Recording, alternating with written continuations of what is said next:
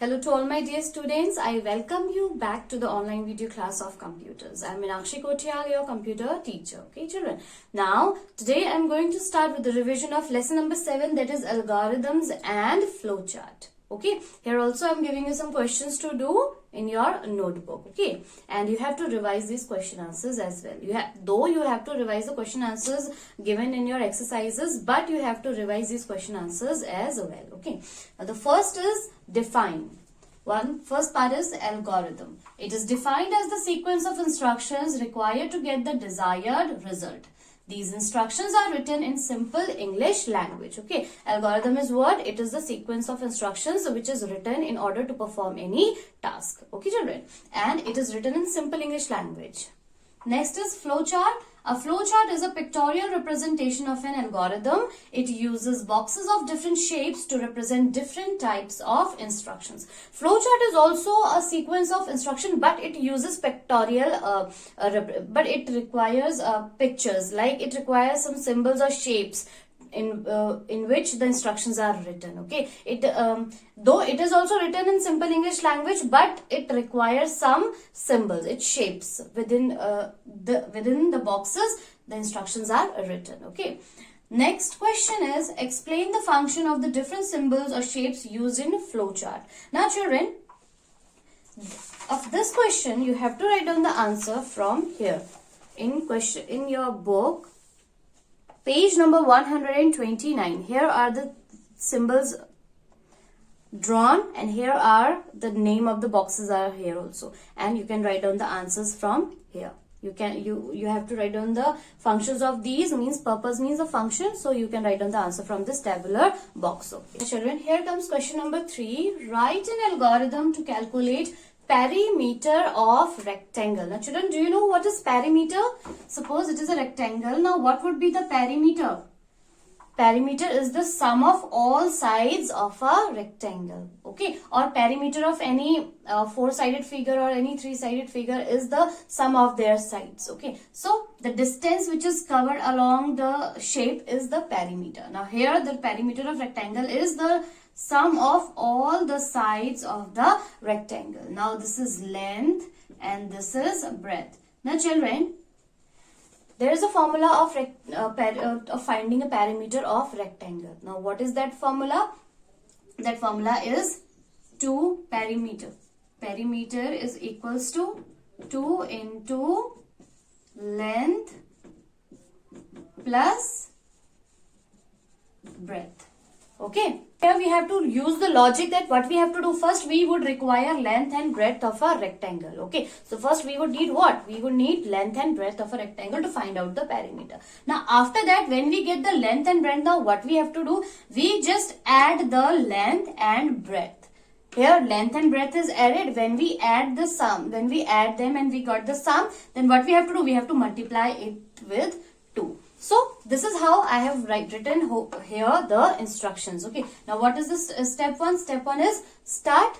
Now what is step 2? Step 2 is take the length and breadth of rectangle. Obviously, if you want to find out perimeter, you would require length and breadth. So what you would write? You would write take the length and breadth of rectangle, means this is the input. Okay, now step 3, add the length and breadth. Here we have what we have done. We have added the length and breadth. Okay, done children. Now this is what? This is processing is done. Processing is done. Okay, addition, subtraction, multiplication, division, these all are the processing. So this is processing is done over here.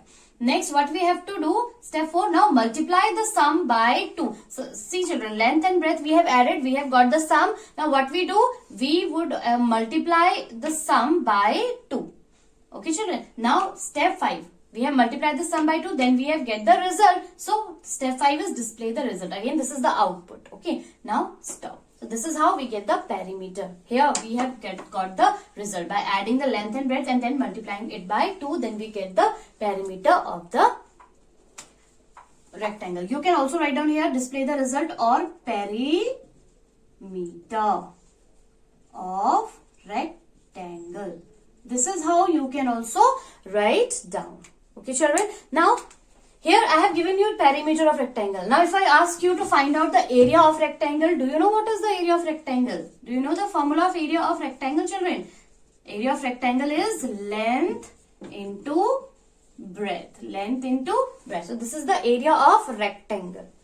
See, I have written in a beautiful handwriting over here. Now you would understand it what I have written over here. Okay. Now if I ask you to write down the area, I ask you to write down the algorithm to find out the area of rectangle, then what would you do? It's also very simple. See, we know that area of rectangle is what? Length into breadth. So what we would require? We would require length and breadth, obviously. So what we would write down? Step 1, start. Step 2, take the length and breadth of the rectangle. Okay. Now step 3 is here. Add the length and breadth has come. Now, if I want to find out the area of rectangle, then there is no need to add the length or breadth. So what we have to do? We have to write on the step what? Now, multiply length and breadth of the rectangle. Okay. And then step 4 will come. Display the result. And step 5, stop. Okay. So this is how. First, you would need to know what logic is behind the task. Okay, just if I want to find out perimeter, then I would use 2 into length plus breadth. So I have added length and breadth and then I multiplied it by 2. But if I want to find out the area of rectangle, then what I do? I have to just multiply the length and breadth and then I have to display the result. As simple as that. Okay, children. So can you write down the area of rectangle? Can you write down the algorithm to find out the area of rectangle? This question you will do of your own. Okay, I'm writing it here. Do it of your own. The children who are getting still confused, they can watch my previous video in which I have gone through this chapter, in which I have also explained the algorithm, how you can write it down in your notebook. So you do it of your. Now children, here I have given a question. Draw a flowchart to display the sum of two numbers. Now first use your logic. If I ask you to write down algorithm, then what you have to do? You have to simply write it down in a simple English language by using step 1, then step 2, step 3. You would not draw any symbols or shapes on it. Okay. But if I ask you to draw a flowchart, then you would use symbols and shapes. Okay. Now, here I have given to you to display the sum of two numbers. We have to draw the flowchart for this. So, first understand the logic behind it. What we have to do, if we want to find out the sum of two numbers, then what we would require? Obviously, we would require two numbers. Okay. So, let us start with the flowchart. Now, the first symbol that we use to start a flowchart is what? It is oval in shape and it is known as terminal box. So, I would write down what? Start. Before writing any flowchart, before drawing any flowchart, first step is you have to draw this oval shape and you have to write down this start. Okay. Next, use this flow line. Now our flow line goes like this. Now what is the next step? We have to take two numbers. So what we have to do? We have to take two numbers. Okay. So now write down. Take two numbers. Okay, here I have written it in simple English language. So here I am taking two numbers means here I am asking for the numbers means input. Okay, so this I would write in the input output box. Okay, this is the input output box. Okay, this is parallelogram box. This is the input. So I have write down this statement within this input output box. Okay, children. This is how you have to write down. Now the next step is what? We have taken the two numbers. Now I have to add them. So add the two numbers. Okay.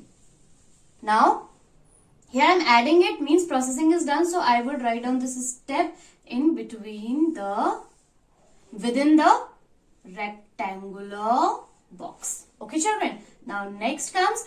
We have added the numbers. Now we have find out the sum. Now we have to display it. Then again I would write down display the result.